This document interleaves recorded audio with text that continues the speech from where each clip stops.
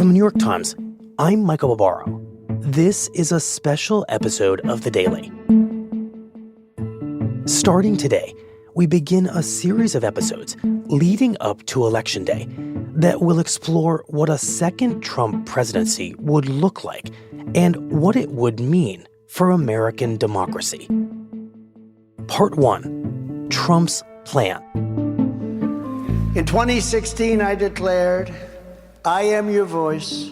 Today I add, I am your warrior, I am your justice. And for those who have been wronged and betrayed, I am your retribution. I am your retribution.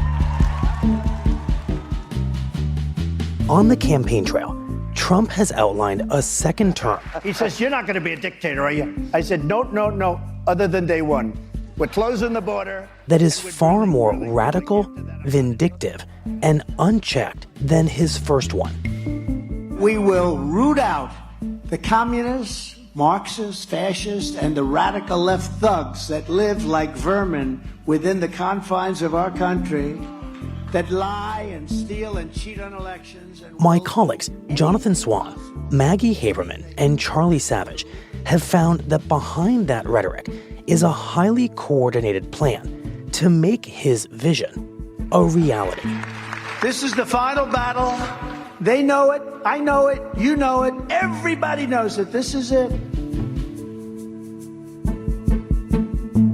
It's Monday, April 29th.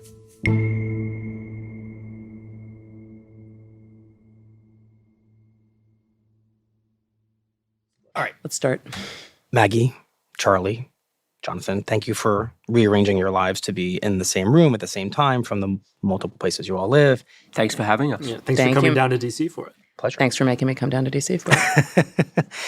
This isn't normally how we do things, 3 guests in the same room, but we think this is a big enough and important enough conversation to merit doing it this way. And the reason we felt this way is because all 3 of you have been engaged in a months-long line of reporting about what a second Donald Trump presidential term would look like, what Trump 2.0 would seek to achieve, how different it would be from the first term, and how much more it might test the norms of our government and perhaps even the values of our democracy. So just to begin, why, in your own minds, did you undertake this project, and what were your biggest questions heading into it? Jonathan? It's an obvious reporting project when you have somebody who's already served in government. You have this body of accomplishments, work, intentions that he's half completed, fully completed in some cases in the first term, and now he's running for office again. But what made it different and why we were so intensely interested in this very early is that Donald Trump's last year of his first term was very different from the first 3 years. And it was really a foreshadowing of what a second term would look like. And where I sort of begin in my mental map of this is the first impeachment of Donald Trump in early 2020. We know from our reporting that he was sitting in the dining room adjoining the Oval Office watching these proceedings on television. And he's watching this assortment of people who sort of embodied in his mind the deep state testifying against him. And he's saying, who the F is this person? Who's this person? Who are these snakes? They're out to get me. And there were people in his government. And after that impeachment, when he was acquitted, this is a guy who wanted to take names and get rid of them. This was a guy motivated by vengeance. So he brings back in his body man, former body man, Johnny McEntee, who's this young guy who had no government experience. And he basically says, come in, I want you in charge of presidential personnel, and I want you to get rid of all the snakes, get rid of all the disloyal people. And that sort of sets the train for this last 10, 11 months of government. And one Maggie? addendum to that, Michael, a lot of what they wanted to accomplish that year, they couldn't because of COVID. COVID changed a lot of what they were looking at doing. Changed their focus. It changed their focus. Now, they resumed, ultimately, trying to focus on purging the government of people who they believed were opposed to Trump, but they were thrown from where they were initially heading shortly after the impeachment ended because of COVID. And obviously, that last year of the presidency and this new approach, all of this came to a head after the election and in the lead up to January 6th, where Donald Trump, desperate to overturn the election, had to search outside the White House for lawyers who would tell him what he wanted to hear, that Mike Pence, your vice president, can unilaterally reject the results of the election, and for people who would tell him that you can order your Department of Homeland Security to go around the country seizing voting machines. Those were the ideas that he was seeking out. But he was stymied. He was stymied because they hadn't accomplished what they set out to accomplish in terms of ridding the government of people who would be impediments. Those impediments were still there at the end, and they proved very decisive, including the ultimate impediment, which was his vice president. Right. And so what we found through our reporting is that he wants to make certain that in a second term, those people who were pushing back, particularly in that last period, are not there. And that, in fact, the people who are there are people who are going to be bringing him the means of achieving what he wants to achieve. Well, what does he want to achieve? What do all of your combined reporting efforts reveal, top line, about what Donald Trump would seek in a second term? Well, the first thing we all agreed on in this project was we didn't want this to be some fan fiction sitting around, smoking a pipe, trying to imagine what a second term of Trump would look like. We want it to be rooted in real reporting. And also, where the sweet spot of this series is we had reporting on what Trump himself has been saying privately in his inner circle, and the intersection of that with this very well-funded and quite vast network of outside groups that are formulating policy. And so we focused very intently on things that Donald Trump himself cares about. And at the heart of that is power. Centralizing power, clearing away guardrails. And that is why Charlie became such an essential partner for Maggie and I, because, Maggie and I have the background with Trump. We have the sourcing in his world and the conservative movement, the outside groups. But what we don't have is what Charlie has, which is expertise in executive power and understanding the legal aspects of all of this. Well, thank you for that, Jonathan. I could listen to you all day. I think the top line of all of this is Trump is someone who's interested in his own personal power, in removing any interior barriers, guardrails, or constraints on that power. He's far more interested in power as an end to itself than in the details of policy, and yet he's surrounded by people who have their own policy agendas that align with him and are telling him, we will increase your power so that you can do these things. And therefore, it is a pulling together towards a presidency that would be unlike anything we have seen before. So I just want to be very clear about this because it's so central to the work you're all doing to understand what another Trump presidency might be like. He, you have found, wants more power for its own sake, mostly.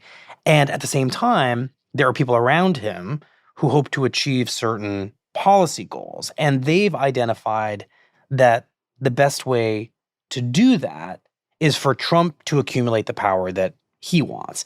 So together, they've collectively determined that the way to accomplish all of this is to remove the encumbrances and the obstacles that stood in Trump's way the first time and make sure that they are not present in a second term. So let's talk about the details of how Trump and those around him might achieve all of this logistically. Where do you all think we should start? What he's going to look for is people who are much more ideologically aligned with him, and he's focused on a cabinet full of people who are going to find ways to enact the policies that he wants. And what would characterize the people he would be choosing in a term 2 cabinet? It is going to be people who he thinks are going to enact whatever his agenda in that moment is, who won't stymie him on foreign policy, who won't go out and oppose him on his views on NATO, for instance. Trump wants people who are going to help him get to a yes, not a no. And to put a finer point on it, his biggest regret from his first term is personnel. It's the people he hired. You ask him what his biggest regret is, he'll just list names. Jeff Sessions, the first Attorney General, right. Bill Barr, the second Attorney General, John Bolton, all the generals that he appointed, Mark Milley, the chairman of the Joint Chiefs. Basically, the list of people that you see going out and saying that he's unfit to serve, that's the group of people that really surrounded him for the first 2-3 years of the administration. Got it. And many of them saw their job as protecting the country and the world from Donald Trump. In that last year, Trump cleared out several of these people that he regarded as disloyal or obstructionist, and started to appoint people that he viewed as loyal, as people who were willing to implement his agenda. But in his mind, he hadn't gone nearly far enough. Right. So let's assume Trump is able to get the cabinet that he wants and make the appointments that he wants. What would Trump likely turn to next? Well, I think an important insight that flows out of what Maggie and Jonathan were just saying is about a layer of power and potential constraint or permission that exists less in the public eye, one layer below the cabinet official, which is the top lawyers at various departments and agencies. The lawyers occupied a unique niche in the government because they're about what is permissible, and if they say no, it's a real problem. And one of the things we wrote about early in our series was about how in the first term, one of the constraints was that lawyers, politically appointed lawyers, conservative, Republican, Federalist Society lawyers that filled the ranks of the legal structure of government in the first term, had often acted to constrain Trump, had raised legal objections about things that he and the people around him in the White House wanted to do. They don't want any of those conversations to happen in the next term. They want lawyers who will say yes. And so they have been systematically vetting lawyers for a potential second term already, yes. And they are eschewing the traditional, Jonathan was the first, I think, reporter to wake up to this, a break between the MAGA movement and Federalist Society, conservative legal movement, where the MAGA movement sees them now as too willing to say no, too willing to raise rule of law questions, and wants a different kind of lawyer. Yeah, I just kind of want to underscore how kind of stunning this is. In many readers' minds, particularly like liberal readers, the Federalist Society is this sort of dark, Darth Vader type entity run by Leonard Leo, big bad Leonard Leo. In Trump world now, at sort of in a lot of these are a bunch of squishers, just so you understand. Squishers are those These who the are people who insufficiently backboned. Oh, yeah. Correct. The Federalist Society was, the heart, the beating heart. I mean, Leonard Leo built the pipeline that delivered Trump's Supreme Court. The Supreme Court that's overturned Roe, but Donald Trump has had a falling out with Leonard Leo, and his people, like Stephen Miller, who runs this America First legal group, which is doing some of this vetting of lawyers, he's not going through the traditional Federalist Society pipeline. And so it's a very different mindset. You won't hear any of these people say we need to break the law, and that's not what they're saying, but stretch, push the envelope, find creative ways to get what needs to be done. It strikes me that so far everything we've been discussing is about clearing away guardrails at the higher levels of government, the cabinet, lawyers for the White House, lawyers for various federal agencies. But Jonathan, you mentioned earlier that Trump is also really interested in getting rid of the people he described as the snakes, right? The kind of lower level government workers he thinks of as being the heart of the deep state who testified against him during his first impeachment. So help us understand who exactly these snakes are and what the plans are for getting them out of Trump's way. So just to kind of zoom back a little bit, the federal government, the way I think about it, is basically there's this rotating layer on top of about 4,000 political appointees that get replaced every time a new president comes in. Below that is this mass of 2 million plus career officials who have pretty good protections. There are all of these procedures you have to go through in order to fire someone. They have lots of rights as an employee of the federal government to object, to appeal. And that's by design. The design is a nonpartisan, professionalized workforce of experts that does not change every time there's a new party in power, but actually develops expertise over a number of years. And these are the people who come up with rules to regulate stuff that's not sexy, but clean drinking water, our food, all of this stuff. So anyway, what's Trump's plan? Trump, his idea, it wasn't Trump's idea, it was a guy named James Shirk, but was how do we fire more people? How do we get our own people in? And he came up with this idea, shorthanded as Schedule F, but it's an executive order that Trump issued in October of 2020. In the first term? Yes. It didn't get much attention at the time because it was October, it was the very end, and they didn't really have time to properly implement it. But it would allow them to reassign, they estimated 50,000 people who they determined were involved in some way in affecting policy. And what this order would allow to do is effectively turn them into political appointees. So you are now Schedule F. And so it would allow them to fire as many as 50,000 and replace them with their own people.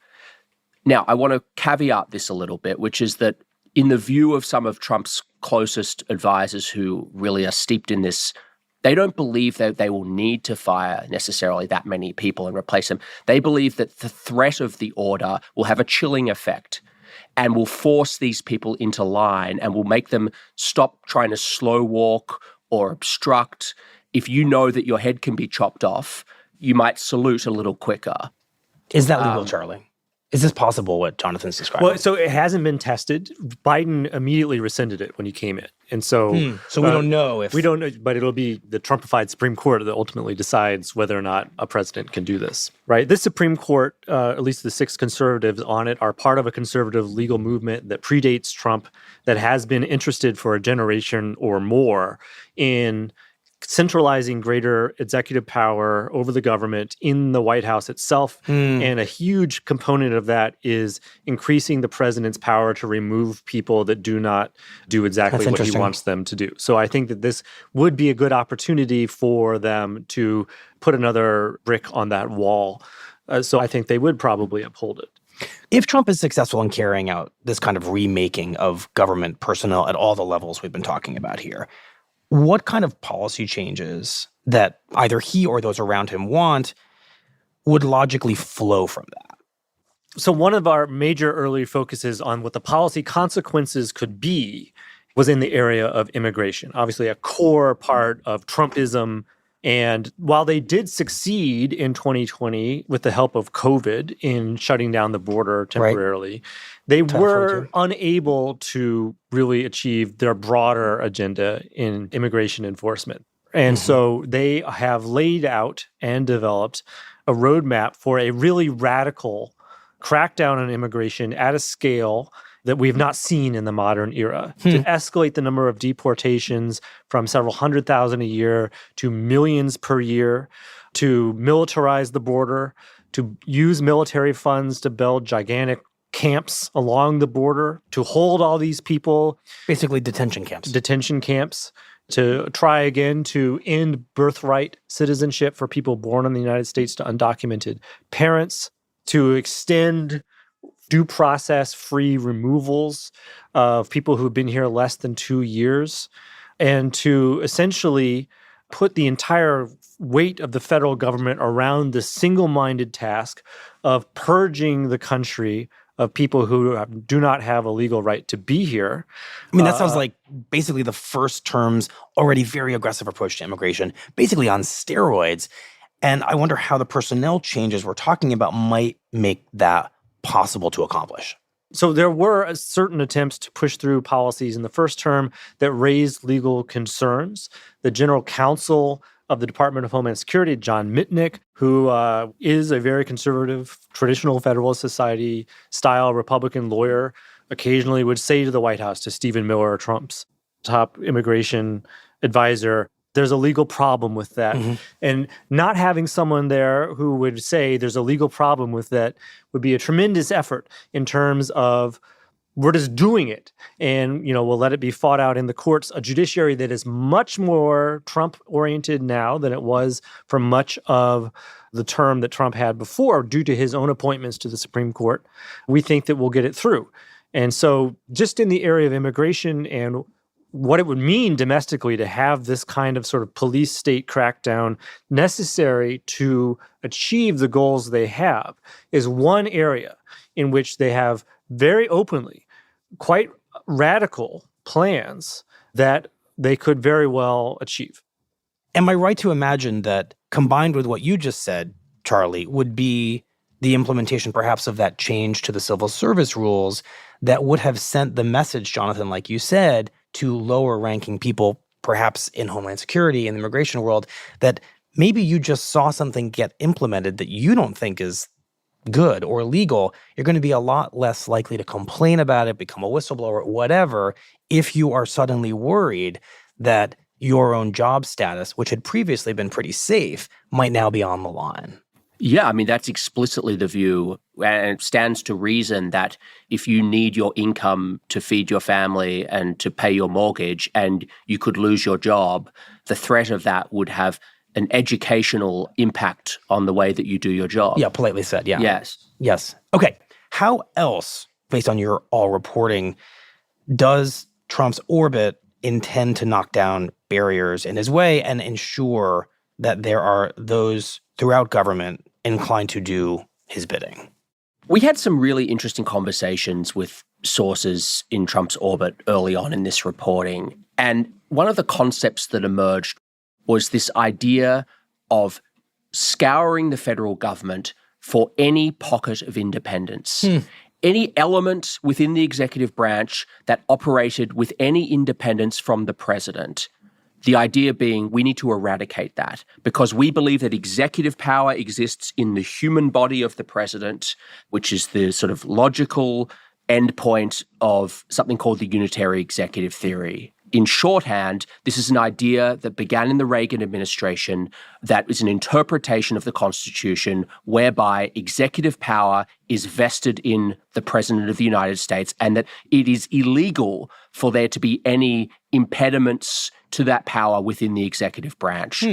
Where this matters is that the way the government actually works and has worked for the past century, there is not total unfettered control of the entire government vested in the president as a singular person.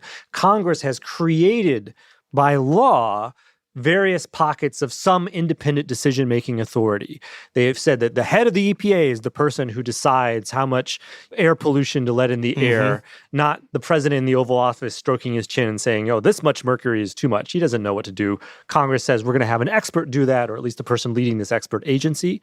And in some places, Congress has gone beyond that and created agencies that it's empowered to do things, whether it's the Federal Reserve setting interest rates, Federal Trade Commission, Federal Communications Commission, and regulating internet and phone companies, where they are allowed to issue regulations, but it's run by a commission that, although the president appoints these people, he cannot remove them at will if they act differently than he wants them to do. But these are literally called independent agencies. They fall under the executive branch, but they still retain... They're exercising executive power. The Supreme Court has said it is okay for Congress, as part of its constitutional authorities, to structure the government in this way so that the president does not just sort of the dictator of all that happens. And how does Trump want to treat these independent agencies? Trump says on his website, we are going to bring the so-called independent agencies under executive authority, under the president's authority. And that would mean trying to fire someone who has these job protections, a member of an independent agency's commission, who does something Trump doesn't like, and seeing if this new look Supreme Court that Trump has created will uphold what they're trying to do. And if they can get 5 votes on the Supreme Court, that's the end of executive independence. That's the end of independent agencies. That means that going forward, the president, in this case, Donald Trump for a while, would exercise total control over these chunks of the government that for generations have some degree of checks and balances on what the president can order by diktat. What's an example of an agency, independent agency, that frustrated Trump in the first term and how that agency might be changed if he got this level of power? So a really good example of that is the Fed. Trump wanted them to lower interest rates, was constantly using public commentary to try to influence what might happen. Would tweet about it. They have not gone so far as to say what they would try to do about the Fed if Trump comes back into office. But that would be a great example of a so-called independent agency where Trump wanted to see something different. This is just a good example Maggie brought up of how to think about it, because if you are in office and you're running for re-election, you want the economy to be roaring. And a good way to make the economy do better is to lower interest rates. Right, unless inflation's really high. Well, even if so, it may not be in the long-term health interests of the economy to lower interest rates just because there's going to be an election in 4 months, but it may be in the short-term interests of whoever happens to be in the Oval Office. And so we have Congress set up a structure in which the Federal Reserve is supposed to analyze the economy with an eye towards the long-term economic health of the country and not the short-term political interests of whoever happens to be in power. That's why there's independence there. Right. But if it's unconstitutional to have any executive power that's independent of the president's control, then that would, by definition, be something that the president could direct out of his or her own self-interest, even if it wrecks the country in the long term. Right. It feels like the repercussions of this would be pretty far-reaching. I'm thinking about how much Donald Trump has always not just wanted to raise or lower interest rates, but take away the licenses of TV networks that he disagrees with. And that would fall, and correct me if I'm wrong, Charlie, under the independent agency known as the Federal Communications Commission. That's right. Not necessarily that he disagrees with, but that air journalism that criticizes him. Mm-hmm. I mean, do you think, Jonathan, that if President Trump were to achieve this power and the courts would approve it, that you could start seeing things like that happen? Well, rather than speculate, I just go back to what he's telling us he's going to do. And multiple times he has said that Comcast, owner of NBC, he has very strongly signaled that there will be repercussions if he gets back in, and has said this out loud in public. He hasn't been specific about what exactly those repercussions will be, but I don't think it's a huge leap of imagination to think that Donald Trump might want to use the regulatory powers available to him as president to punish entities that he's already promised to punish. So what we're already talking about is a very meaningful re-envisioning and restructuring of presidential power. That's correct, Michael, but there's one agency that looms larger in Trump's mind than any other in the government, and that's the Department of Justice. And it is an agency with which Donald Trump has a historically very fraught relationship.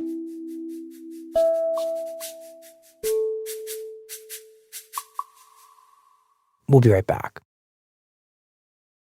So what is Trump's vision for the Department of Justice in a second term? And how does it fit in with everything else that we have been talking about here? I think the way to explain this in the simplest terms is that Donald Trump has never viewed the Department of Justice in the way that it has been viewed since the Watergate era. Firstly, it isn't an independent agency. It's an agency within the executive branch that has some degree of independence by norm. Not by law. The idea being that a president should not direct, for example, investigations or prosecutions of people. Those decisions should be made independently. Trump doesn't view it that way. Firstly, he wants the Justice Department for there to be no independence. And he's already said out loud that if he gets in again, he will appoint, quote unquote, a real special prosecutor to go after, that's a direct quote, go after President Biden and his family. Mm-hmm. So he's not making any secret about this. He's telling us what he's going to do. And he's got allies on the outside who are working on frameworks to justify getting rid of the independence of the DOJ. Well, what mechanisms exist for a potential President Trump and his allies to achieve what Jonathan's talking about, Charlie, to essentially begin to wipe away the independence that was, as you said, by norm, by tradition, rather than by law within the DOJ? Is it just going to be him showing up and appointing the right attorney general, or do they have to justify it in other legal ways? So let me start to answer that by picking up on your word begin, because I think it's important to note that this would not be something unique about a second Trump term, but an intensification of what we saw in the first term. So Trump did, in fact, pressure the Justice Department when he was in office to use the powers of federal criminal law enforcement to go after his enemies. He pressured and succeeded in getting the Justice Department to open investigations into people like Jim Comey, like Hillary Clinton, his enemies, Democrats or members of the previous administration's national security state that he wanted to scapegoat for the fact that his campaign's ties to Russia came under suspicion. And they failed to find evidence sufficient to bring charges, and that enraged him. And so part of what the vision is here is, even if you, independent prosecutor, don't want to go ask the grand jury to indict so-and-so, because you don't think you have a good case. If I, the president, tell you to do it, you will go do that anyway, or you'll be removed, right? This is the sort of direct control. I will appoint a real prosecutor who will do the thing that even the people who were quite loyal to me, like Bill Barr, were unwilling to do or unable to do the last time. And that's the sort of direct use of federal law enforcement power for political purposes that a Justice Department that is no longer seen, even as a norm, independent from direct White House control, would be capable of. So a successful version of this for Trump would not just be the opening of investigations into his enemies, which he already did, as you just said, Charlie, in the first term, but the ability to force charges to be brought against people, whether or not sufficient evidence exists. I mean, what else could it mean? I want to pivot, Maggie, to the question of how a President Trump in the second term would handle one of the biggest issues facing him right now in the campaign, which is the charges against him. It has been implied that he would like a Department of Justice to stop pursuing those charges. So Trump advisors have said to me privately, very bluntly, that he has to win and that if he wins, this all goes away. And how's that going to work? Well, it would either be that he would tell his AG or his AG would do it on their own to drop the cases. You know, it depends on what stage those are at and whether a judge would agree. Then there's the theory of whether he would try to pardon himself. And he has privately said to people that the cases will go away. So I don't think this is a stretch of the imagination. This is how he's looking at it, but it does give him an impetus for trying to win an election. I mean, Charlie, is it as easy as it looks from a distance for the president to ask what we imagine to be a loyal attorney general and those loyal deputies? Is it easy to imagine him achieving this very quickly? Yes, with the nuance that there's different kinds of cases here. There's federal and state. So absolutely, the federal cases against him would stop the minute he becomes president. It wouldn't even necessarily take some radical new act by a radical new attorney general. The longstanding Justice Department interpretation of the Constitution, going back to Nixon, going back to Clinton, is that sitting presidents are temporarily immune from legal process because it would interfere with their constitutional responsibilities. So those cases stop while he's in office.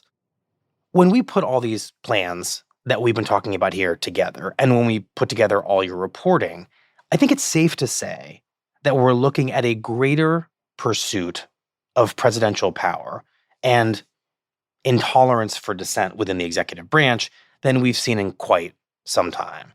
And so much of the conversation around Trump and the idea of a second term is whether it would undermine our democratic system or our values. And I want to just hit on that directly. Is something like the consolidation of power we're talking about here, using, for example, the unitary executive theory, is that just a realization of a long-standing conservative principle that the president should be more powerful? Or is it a kind of assault on our existing understanding of our democratic norms? How should we be thinking about that?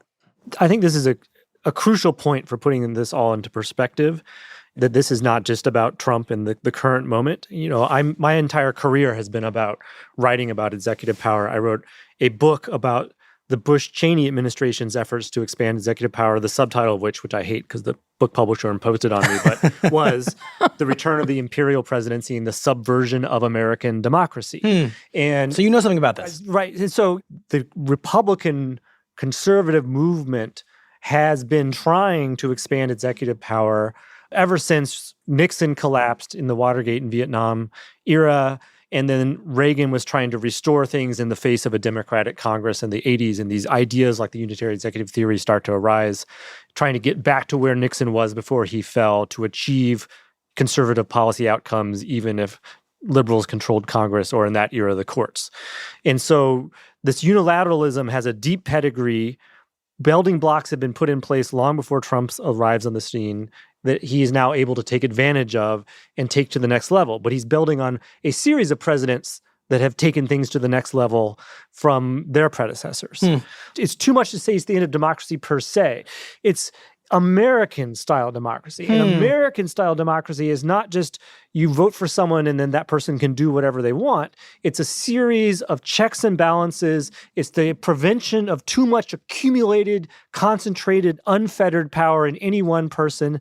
It's separation of powers. We are suspicious of concentrated power. Right. So we have set up a system in which power is diffused. And yes, you need a strong presidency, but within limits that are not just about the rule of law, but about some degree of decision-making checks so that one person cannot just arbitrarily and capriciously careen the country in this direction or that direction, but it has to operate within a system.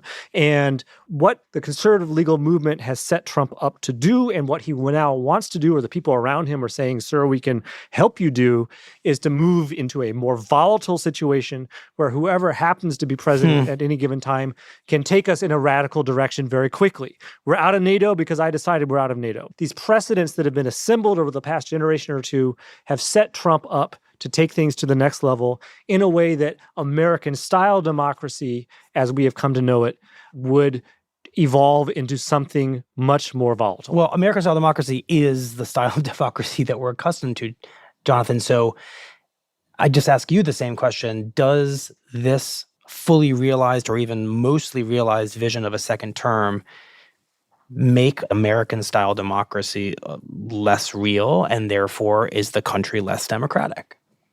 Is this more authoritarian? When you listen to Donald Trump talk about the kinds of leaders that he admires, he doesn't mention the Chancellor of Germany or the President of France. He mentions Viktor Orban in Hungary. He mentions how he wishes his people would stand to attention the way they do to Kim Jong-un. He talks about Xi Jinping and how he can, with the click of a finger, execute drug dealers. And he talks about how they can get things moving quicker. So his own views are that the president should be able to move really quickly, unilaterally, and get things done. And so the answer is yes, of course, but I don't think Donald Trump ever was attached to or believed in the principles that Charlie outlined. There's no history in his life of caring about checks and balances and separation of power. I've never heard him once talk about how these are important elements of the American system. The part that throws me a little bit, because here you are invoking this idea that he is drawn to authoritarian figures, and clearly we've established a desire for a more empowered presidency, is that everything we've talked about so far, and please correct me if I'm wrong, appears that it was kind of always there for the taking if a president wanted it. They could imagine that civil servants were fireable. They could attempt to bring independent agencies closer to them. They could definitely appoint as loyal as imaginable a cabinet.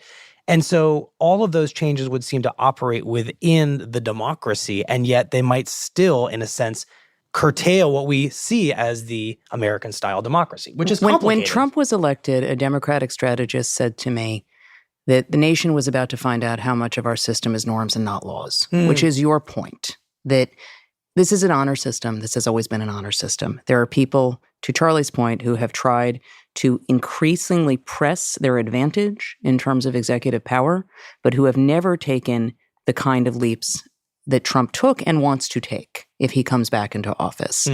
But it is to Jonathan's point. It's not that Trump has some systemic belief in democracy. It's not that Trump has a particular interest in how the federal government works or doesn't work. He has an interest in what can Donald Trump do. And that's it. And so he has been given a bunch of rationales by lawyers or policy advisors who are close to him about how far he can take things. And if he is elected, he has promised that he will do that. I mean, there are two other branches of government that could exert themselves in relationship to everything we're talking about here. One, we've already established, the Supreme Court and the judiciary are now heavily populated by Trump appointees. And I know many imagine that they will be more pliant than perhaps a different court. So I guess I really would like to focus on the idea of Congress and the legislative branch. If we get this version of a Trump administration, a kind of Trump 2.0, how do we imagine Congress, obviously this is determined by which party controls it, could hold some of this in check? Seems like it would be a very natural instinct for a Democratic Congress.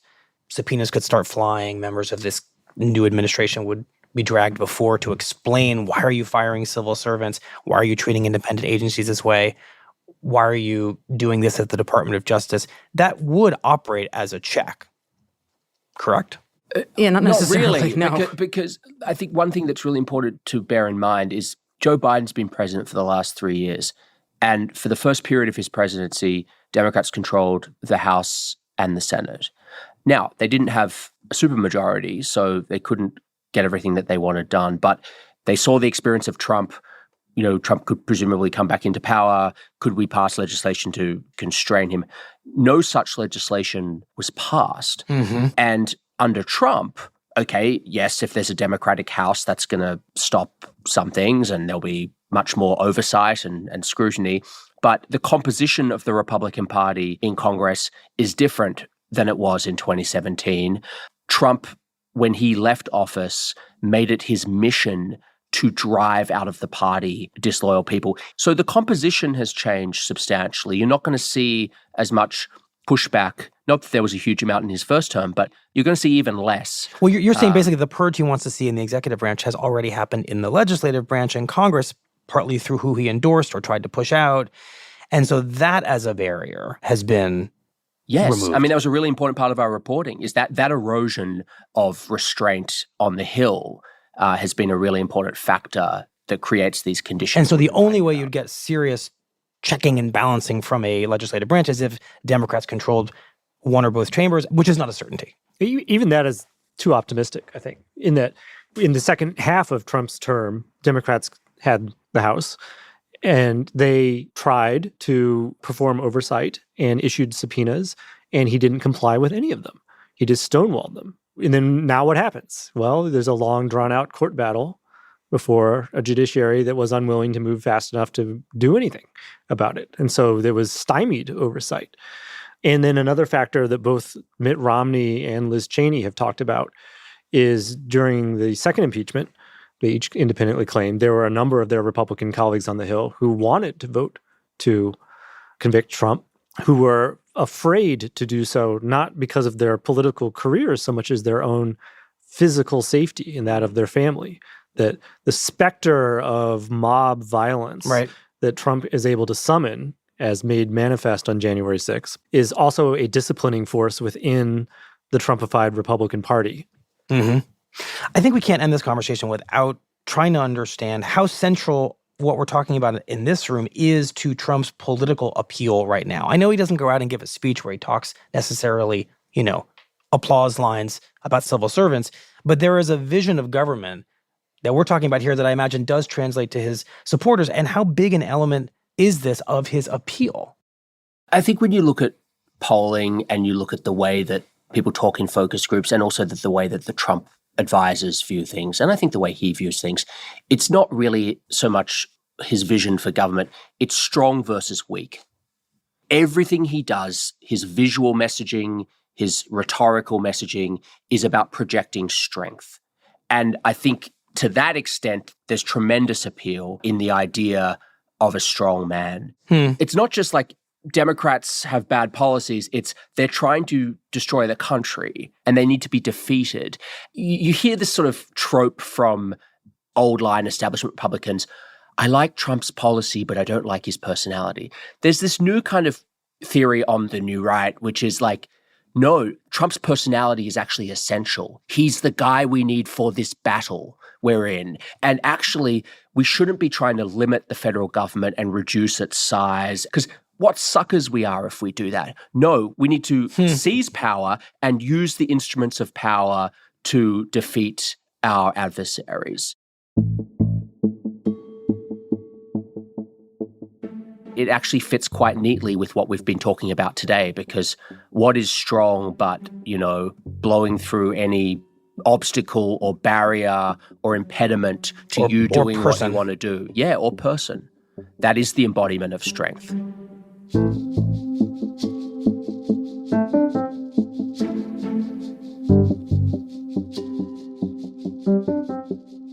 Well, to all three of you, Maggie, Charlie, Jonathan, thank you very much. Thank you, Michael. Thanks, mate. Thank you.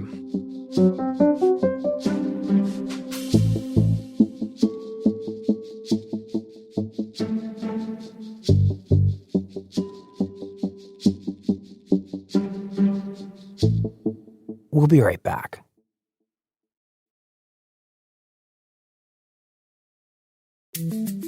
Here's what else you need to know today.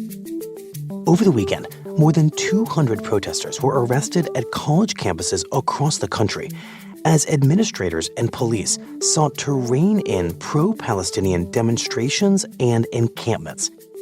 The arrests occurred at Northeastern University, Arizona State University, Indiana University, and Washington University in St. Louis. In each case, officials said that the protesters had violated campus rules, defied orders to disperse, or become dangerously anti-Semitic. Overall, police have arrested more than 800 protesters on college campuses since April 18th, when Columbia University asked police to remove a pro-Palestinian encampment at the center of campus. Student protesters have since rebuilt that encampment, and Columbia has said it will not ask police to clear it.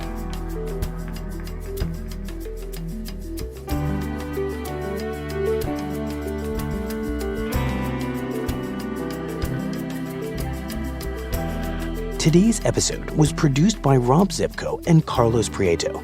It was edited by Rachel Quester, with help from Paige Cowett and Ben Calhoun. It contains original music by Dan Powell, Alicia Baitub, and Diane Wong, and was engineered by Rowan Misto and Chris Wood. Our theme music is by Jim Brunberg and Ben Landsverk of Wonderly. Special thanks to Efim Shapiro and Maddie Masiello.